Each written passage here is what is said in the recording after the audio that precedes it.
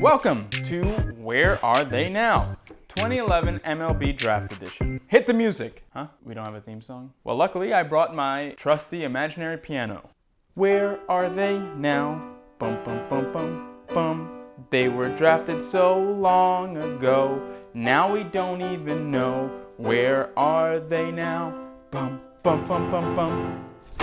All right. 2011 draft big headliners were three big arms, the UCLA power throwers, Garrett Cole and Trevor Bauer, and then Virginia, Danny Holtzen. Going first overall was Garrett Cole to the Pittsburgh Pirates. He was a big money man from the start, the only rookie to ever be paid $8 million off the bat.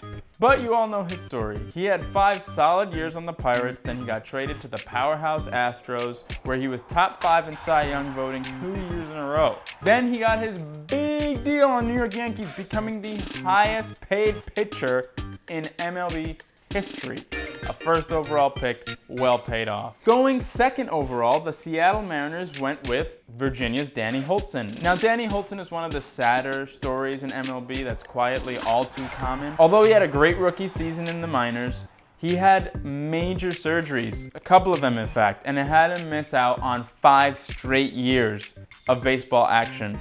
Most, if not all, of each and every season all the way into 2018. Now 31 years old, he's announced his retirement just 10 years after being drafted. It kind of sucks, but silver lining is he's in the front office for the Chicago Cubs. He's the pitching development assistant under the assistant GM and VP of pitching development. Lots of mouthful and front office jargon. I think Danny Holtzen may be a name we see floating around GM circles for a long time, and I hope so. Going third was Bauer outed himself to the Arizona Diamondbacks. The sword-carrying, trotting, strikeout machine and Cy Young winner himself. After a few rough starts in the majors just a year after being drafted, he got shipped off to Cleveland as a part of a 3-team trade. He went on to have a really solid 6.5-year stint in Cleveland, even going to the 2016 World Series. But yet again, he was broken up by another 3-team trade. He ultimately landed on the Cincinnati Reds. You know the rest. After a less than impressive 2019, he bounced back like crazy in 2020, led the NL in ERA, and locked down that Cy Young. Earlier this year, he signed a really hefty deal with the Los Angeles Dodgers, reigning champs, and he's off to a pretty hot start yet again. Kudos, Bauer. Going number 4 to the Orioles was our first high schooler off the board in Oklahoma, Dylan Bundy to the Baltimore Orioles.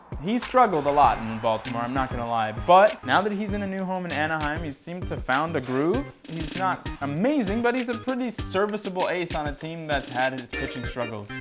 So hopefully he could lead Anaheim to that elusive postseason run for Trout. Number 5, our first position player, center fielder Bubba Starling to the Kansas City Royals. This may be one of my favorite baseball names right now, even though it sounds like he belongs in NASCAR, but that's a dope name. Bubba mostly made light work of the pitching down in the minor leagues, despite even dealing with some injuries. But when he was brought up in 2019 and 20, he struggled pretty significantly at the dish, despite being a dope center fielder. He got brought back on the team this year with a minor league contract, and he's only 28 years old, so I'm pretty hopeful in Bubba Starling to make some noise on that Royals team. Number 6, another star, Anthony Rendon to the Washington Nationals. Getting the call up just 2 years after getting drafted because Ryan Zimmerman went down, Rendon actually didn't start at third. He finished 5th in MVP voting that year, got the Silver Slugger award, and shortly after did get that starting third base job. He spent a total of 8 seasons with the Nationals. I don't know about you, but it didn't feel that long to me. He even was part of that underdog 2019 World Series winning team that was so hard to root against. Now he's killing in Anaheim with his huge 7-year, $245 million contract, well deserved. Love him or hate him, he's so fun to watch. He's a premier third baseman in today's MLB, and I mean, Anthony Rendon.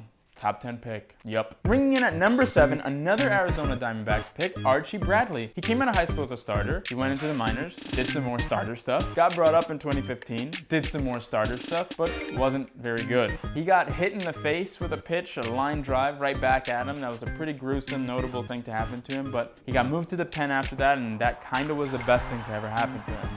In 2017, he became one of the more dominant setup closer guys and stood in Arizona for quite a while. He's of course known for his awesome 2-run RBI triple in the 2017 wildcard game that everybody talked about, and rightfully so. I don't know if he's going to be the everyday closer there in Philly. Philly's one of my least favorite teams, as you can see. Archie Bradley's competitive spirit and passion for the game just is so hard to root against. So good for you, Archie Bradley, and I hope you do well whenever you're not playing the Mets. Number 8 is my boy Francisco Lindor to Cleveland. Now, I don't even have to say much here. Coming up in 2015, he was immediately Rookie of the Year runner-up. Lindor is a 4-time All-Star. He's yet to miss one. He's got 2 Silver Sluggers, 2 Gold Gloves. He's finished top 10 in MVP voting 3 times. He has an amazing postseason World Series track record, especially from 2016, although it was a very heartbreaking finish. And man, some unforgettable plate appearances. He's of course now on my beloved New York Mets, signed that monstrous 10, 11-year deal. Oh man, is he gonna be fun to watch. I couldn't be happier. We got a premier shortstop for the first time in over a decade. Mi hermano,